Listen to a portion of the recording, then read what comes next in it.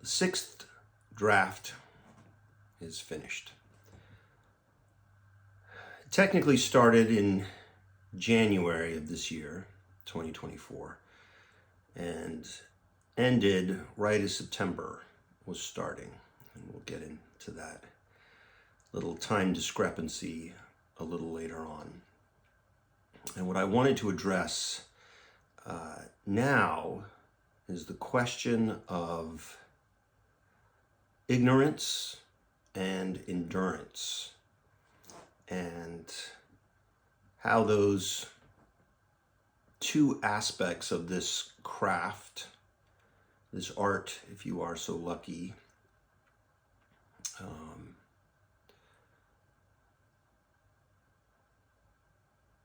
play out. But before that, I want to talk about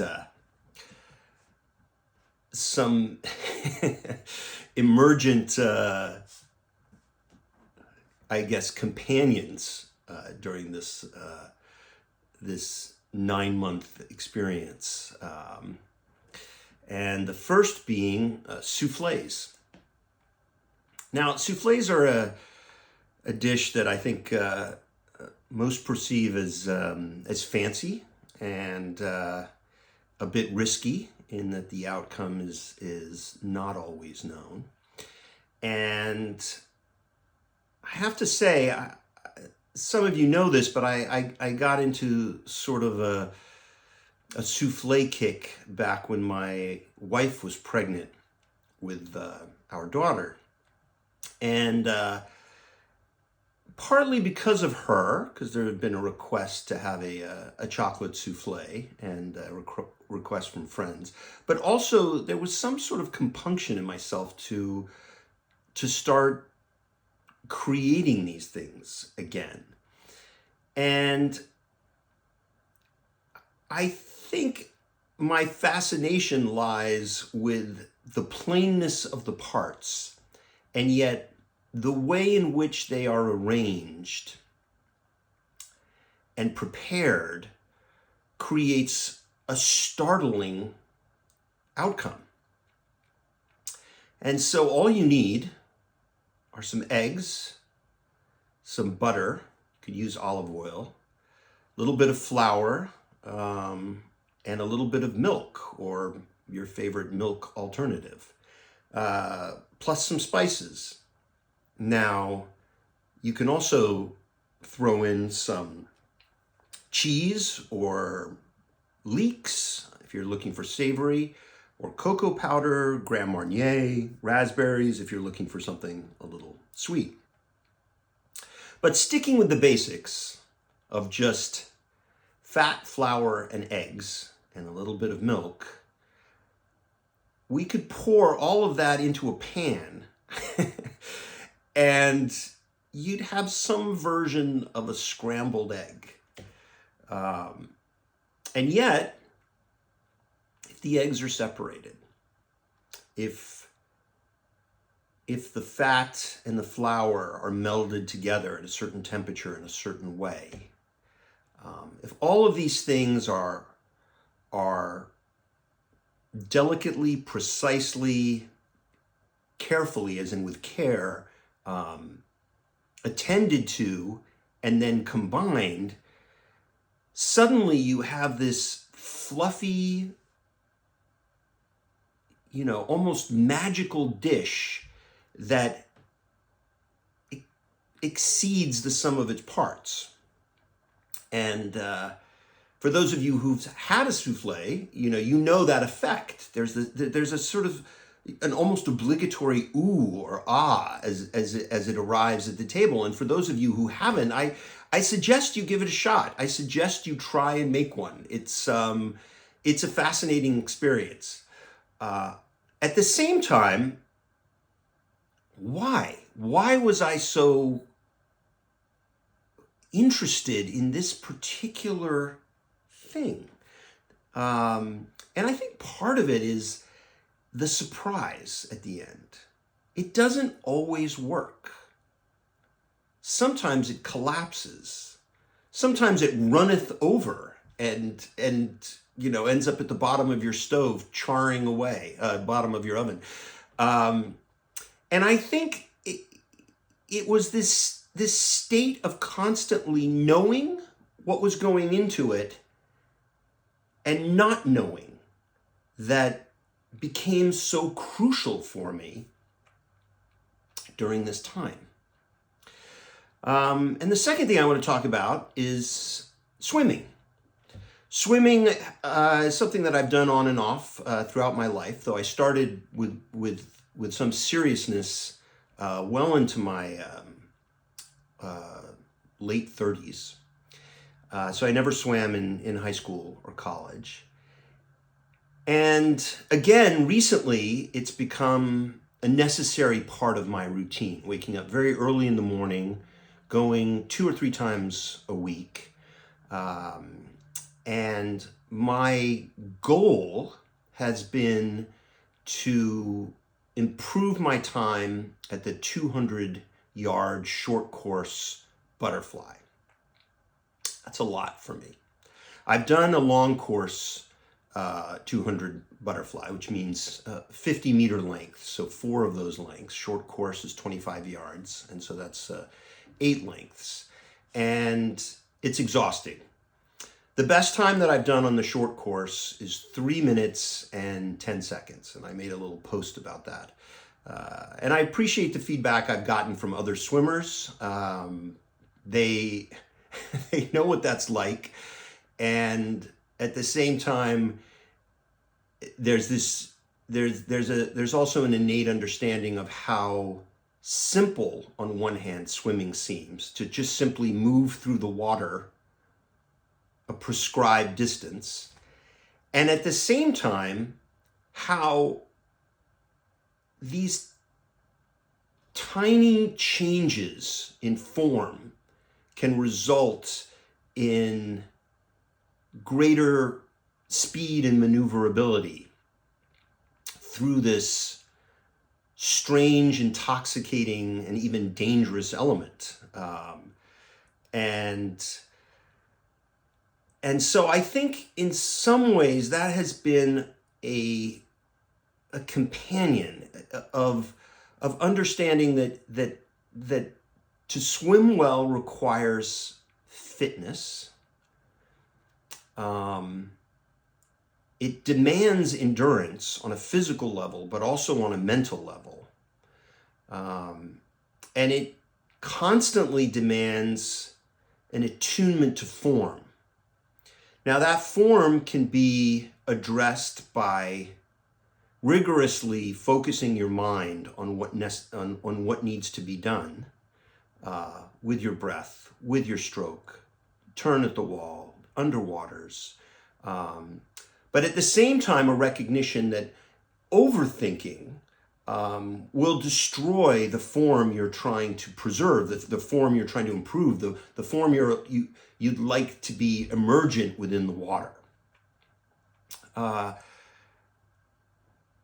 And I found myself not only involved in this routine and this goal, almost a silly goal. Why on earth would I want to do a 200-yard butterfly? I mean, maybe one day I can go to a meet. I can go once to a meet and propel myself off the blocks, which I've had no experience doing, and get an official time on, what I'm capable of. But why? I will never be a top collegiate athlete, an Olympian, and I have just taken this random event and made it a goal. And why that in particular? Why not an IM, which is all 4 strokes? Why not breaststroke? Why not freestyle? Why butterfly? And I think partly it's because butterfly is so exhausting. And you can get through that first 50, the first two laps, and you can feel winded, somewhat satisfied. And then you can engage the next 50, and there you're struggling a bit. I'm speaking mostly from my perspective. And then you get into this other land where you have 2 more laps, and it feels in the middle. It feels like you've spent all the energy that you had, and now you have to clobber the water to get through it. And there's no end in sight. And only when you get to the last 50 do you begin to re-energize with the promise that this experience is going to end. So there is something that I've often said about writing, to get back to the subject, to get back to the 6th draft. And that is, when you're not writing, don't write. And I mean that. This, for those who are serious, when you are not writing is not a time to begin thinking about what you're going to write. Not putting words together, not thinking about plots, not thinking about vantage points on characters. It is the time to allow all of the work that you have been doing that day, that focused work, whether it's for half an hour, in my case, it's anywhere from 5 to 9 hours. And to allow that to be on its own. And I think what I've realized is that one of the things that I do is I find another way to address what's going on in my unconscious without tampering with it. And I feel that every stage of a book is accompanied by different metaphors. And I think that's what I would encourage the writers who are, and the artists who are watching this now. And I'm glad you're here. This is these videos sort of testify most to the trial of this work than to necessarily the joys, though the joys are there. My wife had an errand to run, and I was accompanying her. And as she disappeared into one place, I sat down in a coffee shop, something I've rarely had the time to do of late. And there was a woman next to me who was reading a book that was, I think it was prescriptive in the sense that you could write a novel in 2 drafts. And I remember being sort of astonished by that idea that actually you could write a whole book in 2 drafts. And here we are, years in. We're looking at 5 years roughly, and we're at the end of the 6th draft. And here I'm talking about, with all that writing, I'm talking about, making sure to preserve those moments where you are not writing. And how, for me, what happens are these emergent metaphors. And that's what I guess I would encourage you to do, is to seek out your own metaphors. And it's important also to remember, if you pick a metaphor that's toxic, to change it. That metaphor should be simple. It should be a trifle. It should be enjoyable. And it might not even be recognizable.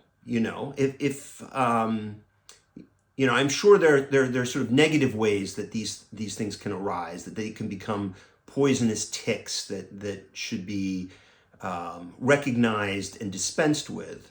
But in my case, it was definitely, for the 6th draft, the soufflé. The soufflé was how I was writing. It was taking these various parts that I was very familiar with now and preparing them and blending them. And it was always accompanied by this understanding that I had no idea what the outcome was.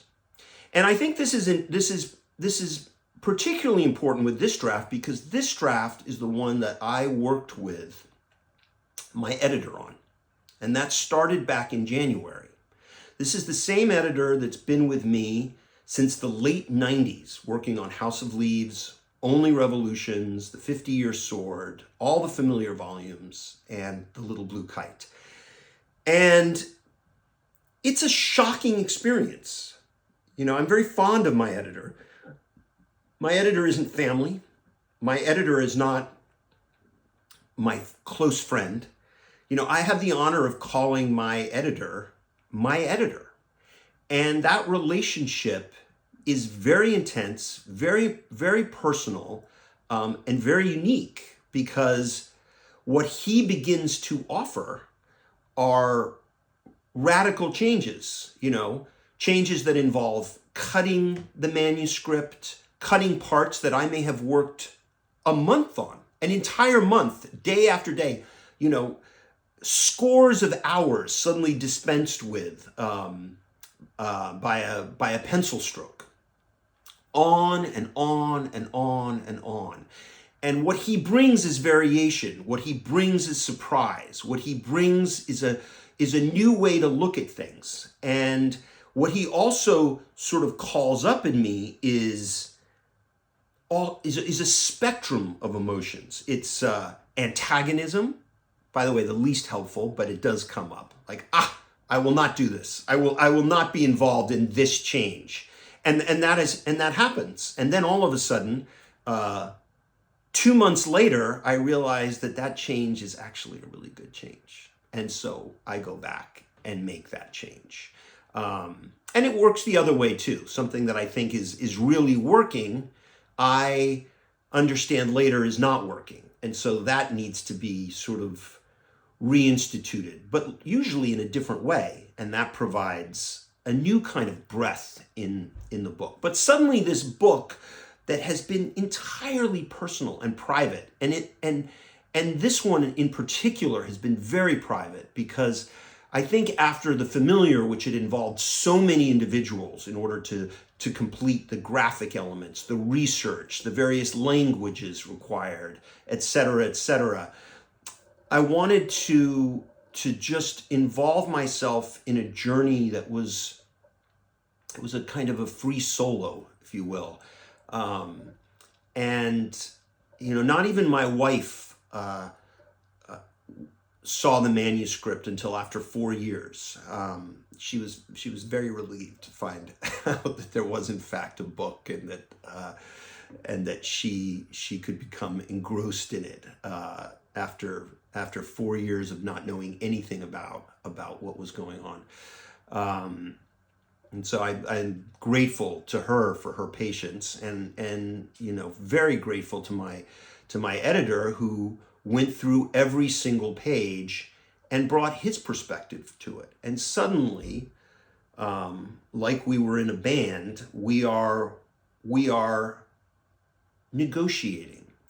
And the point here is he's always trying to bring out something that he thinks is the best part of this book, the most you know, resilient, exciting, you know, complex, but we don't necessarily see, you know, the same thing. We can't. And yet it is through this process that something emerges that's surprising. And I realized that that's in many ways why I was making these soufflés, is that I was now in tandem with parts that I knew well and parts that I didn't. And there was, and there is, you know, this resounding optimism that what will emerge will provide an ooh and an ah, a sustaining meal for others, at the same time as it may floweth off the edge and char on the bottom of the oven, that it may simply fail. And that surprise will not be answered for some time. But not much, actually not that much time. And the second thing, of course, was swimming. And swimming, you know, the 200 fly is all about endurance. And that is what this process was too. Having been involved in this book for so many years, and now to get back in it. And at times it just feels like another sentence, another paragraph, another page. And it's simply about moving through that water, moving through that page over and over, finding your breath work, finding your breath, working on your breath, working on your form, forgetting about your form, moving again and again and again, and finding that through this discipline of repetition, there is actually suddenly a magic that can take place. And I know this is very specific, and I know the swimmers out there will know what I'm talking about, especially when it comes to butterfly, because butterfly is this curious stroke, which is if you don't know how to do it, or if you're doing it badly, you will just be clobbering the water. You will be working against yourself and the element through which you are trying to move. But if you are able to coordinate the rhythm of that stroke, it does feel for a moment like you're flying, like you really are sailing in and out of the water and you are moving smoothly through it. Even though you're doing the same stroke, you're just doing the same distances over and over. You suddenly forget all of that, and there becomes a free motion within the space of that pool, of that water. And that is what happens finally in writing, especially in this sixth draft with my editor, is that there is suddenly a free motion that begins to assert itself. And all the technicalities of word choice, of repetitions, of the construct of the paragraph, of how those paragraphs talk to adjacent paragraphs, how they talk to later paragraphs, later pages. All of that begins to fuse, and you begin to move freely through the medium of your own expression. And so those are the things that have kept me company, antagonized me, and brought me some liberation in a way, maybe some progress, and has most importantly revealed to myself and to my editor, because he was part of that process, in terms of not just the actual reconfiguring of it, the editing of it, but actually beholding its emergent new self, that there is something just tremendously exciting about that, and terrifying and satisfying, and all of the above. And so the sixth draft was completed at the end of August, early September. And there was a feeling that, at least on my part, that, okay, the work had been done. But no, now I'm in the midst of the seventh draft. And the seventh draft is again with my editor. Now, however, the edits are different. They're more precise. Furthermore, all of those edits that I accepted or didn't accept, or wrestled with or applauded, are coming back into play as the book is reduced further, is compressed further.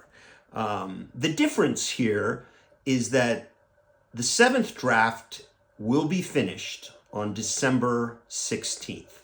So this is, I guess if we're going to keep to our metaphors here, this is the end of the bake time for the soufflé. This is the race. Things are moving much more swiftly. I'm finding myself working almost 7 days a week, a minimum now of 8 hours a day, to move through the necessary pages at a necessary pace to complete this draft, which will then be submitted to a copy editor. And for those who are professional writers who are listening to this, you already know what that means. And for those who don't, I will tell you what I'm guessing you already suspect, is that this book is coming to an end. It is heading towards the finish line. And We will soon have a release date. We will soon have a title. But before then, I also want to alert you that we will be having holiday cards again soon. So keep an eye out for that announcement. Get in your addresses to be entered as a possible recipient. I think we're probably going to set up an email address this time because the DMs were too confusing. A lot of submissions got they weren't lost, but they may have been overlooked by various people who were combing through various social media platforms. So we're going to try to get everyone's address and get as many as we can out this year. And then there's also something that's coming up that is very important to the new book, which is something that you can submit to be included. And so there will be an announcement about that very soon. But I want you to think about your dead. Think about those who you've lost and those who perhaps you feel you'd like to see have a place in this new work. Now, that's a tricky thing because you don't know what the work is yet. And the only thing I can say is that within the fiction of this novel, there will be the chance to move on to a place that's greener, and not through anything that I'm able to do, but we'll just say, but what horses can do. So if you feel that you are dead in the company of horses, might like to find a place that's greener, then I encourage you, when the time is right, to send me those names, and they will, in some shape or form, find a place in this work. And that is it. I will try to get out a much shorter video when the 7th draft is finished, so that'll be in December. And then for those of you who are keen to see what the souffle is like, to reach the end of that 200-yard butterfly, to encounter what I at least consider the best free motion that I'm capable of, hold tight, it's coming. Thanks for hanging out. Bye.